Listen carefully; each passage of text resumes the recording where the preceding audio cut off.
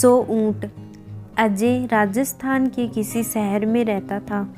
वह ग्रेजुएट था और एक प्राइवेट कंपनी में जॉब करता था, पर वो अपनी ज़िंदगी से खुश नहीं था। हर समय वो किसी न किसी समस्या से परेशान रहता था और उसी के बारे में सोचता रहता था।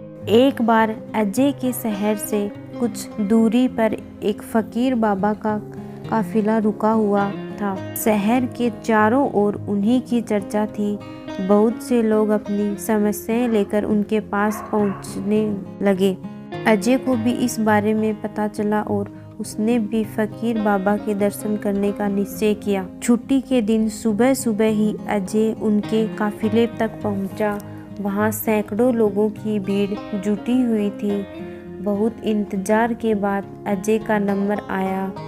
वह बाबा से बोला, बाबा मैं अपने जीवन से बहुत दुखी हूँ। हर समय समस्याएं मुझे घेरे रहती हैं। कभी ऑफिस की टेंशन रहती है तो कभी घर पर अनबन हो जाती है और कभी अपने सेहत को लेकर परेशान रहता हूँ। बाबा कोई ऐसा उपाय बताएं कि मेरे जीवन से सभी समस्याएं खत्म हो जाएं और मैं चैन से जी सकूं। बाबा मुस्कुराए और बोले, पुत्र आज बहुत देर हो गई है। मैं तुम्हारे प्रश्न का उत्तर कल सुबह दूंगा, लेकिन क्या तुम मेरा एक छोटा सा काम करोगे? जरूर करूँगा, अजय उत्साह के साथ बोला। देखो बेटा, हमारे काफिले में 100 ऊँट हैं और इनकी देखभाल करने वाला आज बीमार पड़ गया है। मैं चाहता हूँ कि आज रात तुम इनका ख्याल रखो और जब 100 के 100 ऊँट बैठ जाए तो तुम भी सो जाना। ऐसा कहते हुए बाबा अपने तंबू में चले गए।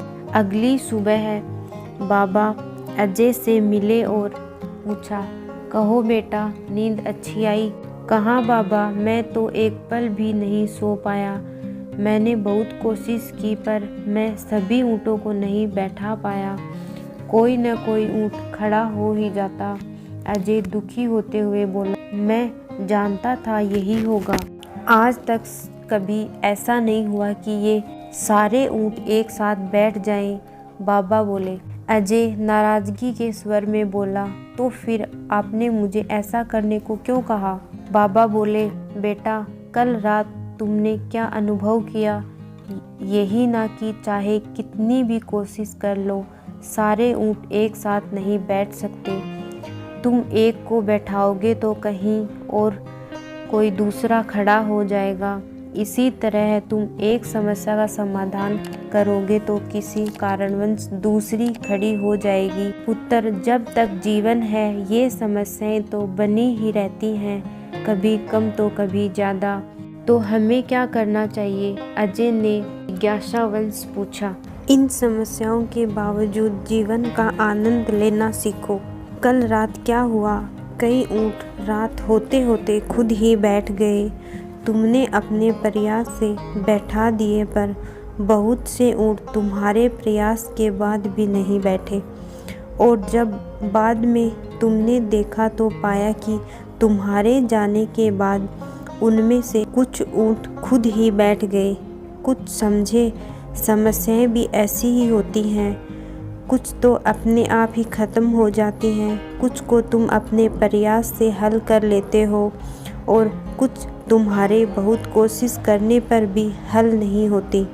ऐसी समस्याओं को समय पर छोड़ दो, उचित समय पर वे खुद ही ख़त्म हो जाती हैं। और जैसा कि मैंने पहले कहा, जीवन है तो समस्या रहेगी ही रहेगी, पर इसका ये मतलब नहीं कि तुम दिन रात उन्हीं के बारे में सोचते रहो। ऐसा होता तो ऊँटों की देखभाल करने वाला कभी सो ही नहीं पाता। समस्याओं को एक तरफ रखो और जीवन का आनंद लो, चैन की नींद सो। जब उनका समय आएगा वो खुद ही हल हो जाएंगी। पुत्र, ईश्वर के दिए हुए आशीर्वाद के लिए उसे धन्यवाद करना सीखो। पीड़ाएं खुद ही कम हो जाएंगी। फकीर बाबा ने अपनी बात पूरी की।